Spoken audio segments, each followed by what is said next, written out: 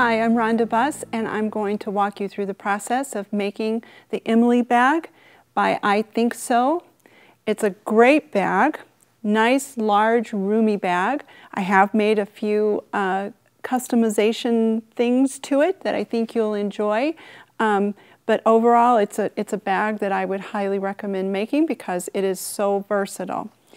Now, this particular bag, the pattern is not available in your pattern store. It's one that you would need to download, but don't worry. It's really a very simple download. There are just 6 pages that print out. When you go to the company and you buy the pattern, there is a little button that you click on and they send the file to you immediately. One of the things that I really liked about this company is that they actually emailed me and asked me if I had had any problems getting the bag. So they really want to make sure that it's as problem-free as possible. Whenever you print out a PDF pattern, one thing that you need to make sure of is when you print the pattern, a little screen will come up and there will be little boxes, and there's one that says scaling. And if that's checked, you want to make sure that you click off that check, because if it's scaled, the bag is going to be a lot smaller. It will not be the size that it is now. What will happen in the scaling is it will shrink everything down to the size of one paper. So if you want to make a tiny little bag, go ahead and let it be scaled. But if you want the normal size bag, it's better to go ahead and click off on the scaling. Once you've printed out the pattern, there will be 6 different pieces that you'll need to tape together. Now, if you've never done a PDF pattern before, I think this is a great one to start with.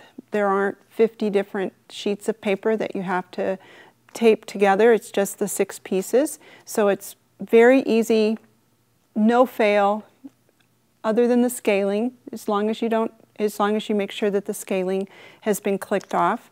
You will also get the instruction pages, and there are quite a few. And what I like to do, so that I just don't get confused in the process of putting it together, is I like to stack them all together, and you can see I've stapled it together just like it's a little book. And then that way, as I'm working through the pattern, it's just page after page, and nothing gets lost or shuffled around, and I'm able to keep up with where I am. Now, with the pattern, once you have cut your pattern out, you've taped it all together, it's important that you pay attention to the instructions on the pattern pieces, as there are 2 pattern pieces that are not included in the pattern that you'll need to make. But they're nothing more than 2 rectangles, so it's not a problem. Anybody can do this. So with the bag, on the front piece, you'll see that it says exterior, front, and back. And then below it, it says exterior, bottom, and the handle. These are the 2 pieces that you're going to need to cut. So the exterior bottom is 13 by 7. You'll cut 1 for the exterior and 1 for the lining, so 13 inches long by 7 inches wide. For the purse handle, you'll also cut 2. Now, the dimensions that they give on the handle are 4 inches by 10 inches. And I'll show you the bag on me. Now, I think the bag is just a fabulous size. If you want to use it as a shopping bag, wine bottles would fit in here nicely. If you're using it as a work bag and you bring files back and forth with you, files will fit nicely in here just because of the length of the bag. And it's a great bag for carrying in your hand. But in the event that you want to put it on your shoulder, for me, it was just a little bit snug over my shoulder. So if you're only going to carry the bag in your hand, go ahead and make the handle the specified measurements of 4 by 10.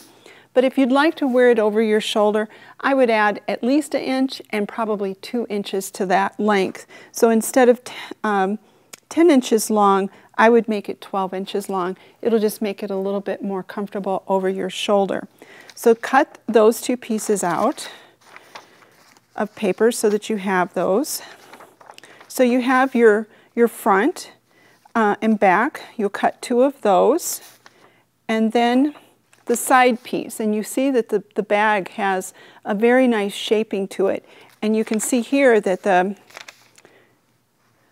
pattern echoes that shaping.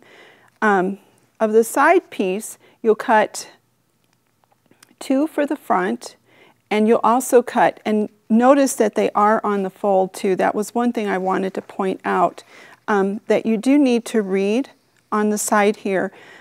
Some patterns, when they're on the fold, they'll have the arrow will be turned to show you that it's on the fold. Here it's not a big problem. Just make sure you read the instructions and know that this is on, that all three of these pattern pieces are on the fold. So this one you'll cut two, these are the side panels, and you'll cut two of these on the fold, but also you'll cut two of the lining. Now when I was putting my bag together, the cut two of the lining ended up being where I had to tape the two together, and I missed it. So as I was putting it together, I thought, where did I go wrong? Well, where I went wrong is I didn't see that I needed to cut two of the lining as well. So just make a note of that. If it does end up in that little fold area there, just write it up above so that you'll have that piece. The lining, the outside bag, the center section of the outside bag, you can see has a different shape to it.